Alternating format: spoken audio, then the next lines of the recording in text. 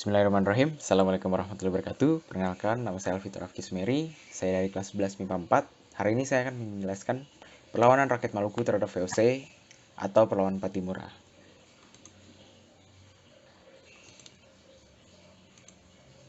Oke, sejarah singkat aja tentang Patimura.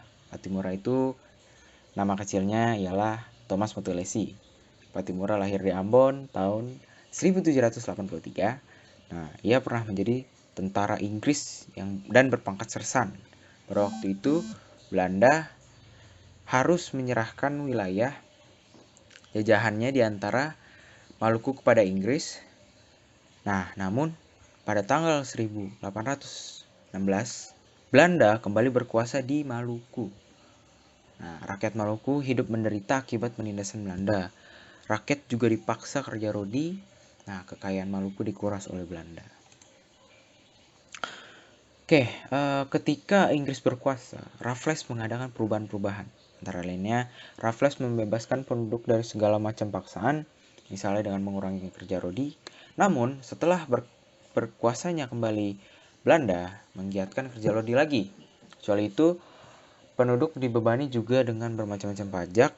Nah, oleh karena itu timbullah reaksi dari rakyat Maluku terhadap pemerintahan kolonial Belanda. Oke, mari kita bahas satu-satu. Nah, sebab-sebab perlawanan rakyat Maluku terhadap Belanda. Nah, kedatangan Belanda kembali ke Maluku menyebabkan rakyat Maluku ini gelisah. Mereka membayangkan penderitaan pada zaman VOC. Pemerintahan Hindia Belanda menindas rakyat Maluku. Nah, rakyat juga diharuskan menyerahkan ikan asin, dendeng, dan kopi. Mereka juga dipaksa bekerja rodi, menebang kayu di hutan, membuat garam, dan membuka perkebunan pala. Dan benteng State di Saparua diduduki oleh pasukan Belanda.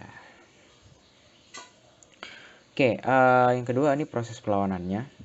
Nah, perlawanan ini dipimpin oleh Thomas Motulesi atau sering kita kenal dengan nama Patimura. Nah, pemimpin lainnya juga ada Anthony Ribuk, Lukas Latumahina, Thomas Patiwael, dan Ulupaha. Namun juga terdapat seorang putri bernama Christia Marta Tiahahu. Oke, pusat perjuangan berada di Pulau Saparua.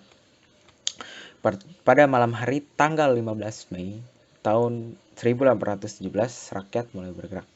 Nah, mereka mulai membakari kapal-kapal Belanda yang ada di Pelabuhan Porto. Kemudian pasukan Patimura mulai mengepung benteng Toerstedt. Presiden Vandenberg yang ada di dalam benteng Toerstedt itu ditembak mati. Nah, keesokan harinya tanggal 16 Mei 1817, pasukan Patimura berhasil merebut dan menduduki benteng Toerstedt. Nah, dari Saparua, perlawanan menjalar ke pulau-pulau lain, yaitu Haruku, Seram, Larike, Uring, Asilulu, dan Wakasihu. Nah, pada tanggal 19 Mei 1817, pemerintahan Belanda mendatangkan pasukan bantuan dari Ambon ke Haruku. Nah, mereka bermarkas di benteng Zeelandia. Tetapi Raja Haruku dan raja-raja daerah sekitarnya telah siap menghadapinya. Rakyat Haruku dan raja-raja di daerah sekitarnya dikerahkan menyerang benteng Zeelandia. Nah, dengan menerobos pengepungan rakyat, pasukan Belanda terus maju dari Haruku ke Saparua. Maka di Saparua berkobarlah pertempuran sengit. Prajurit-prajurit Belanda banyak yang tewas, termasuk diantaranya terdapat beberapa orang perwira. Nah, keperangan Patimura di Saparua membakar semangat perjuangan di daerah-daerah lain. Maka berkobarlah perlawanan umum di seluruh Maluku. Nah, pada awal bulan Juli tahun 1817, kolonial Belanda mendatangkan kembali pasukan bantuan ke Saparua. Mereka berusaha merebut benteng Toerstedt tetapi tidak berhasil. Kemudian Belanda mengajak para pemimpin Maluku untuk berunding. Nah, perundingan tersebut juga tidak membawa hasil. Pertempuran pun terjadi lagi. Nah, pada akhir Juli tahun 1817, Belanda mendatangkan pasukan bantuan ke Saparua kembali.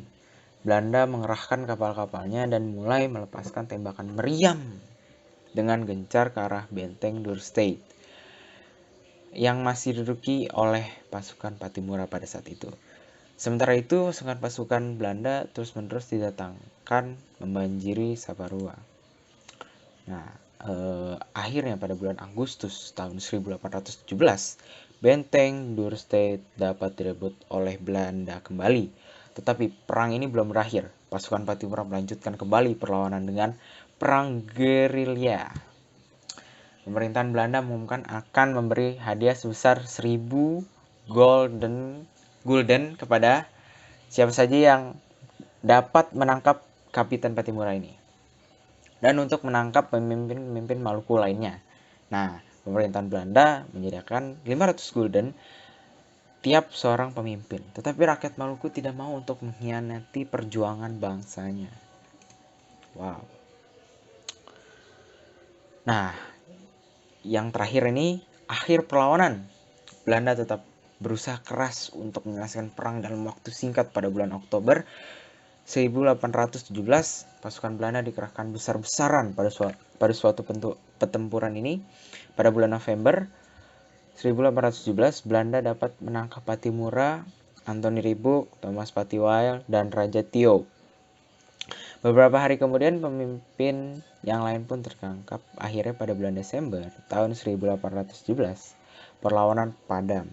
Nah, pada tanggal 16 Desember 1817, Pattimura dihukum gantung di Ambon. Kemudian para pemimpin yang lain juga dihukum gantung. Oke, mungkin segini aja yang bisa saya sampaikan. Kurang lebihnya mohon maaf. Wassalamualaikum warahmatullahi wabarakatuh.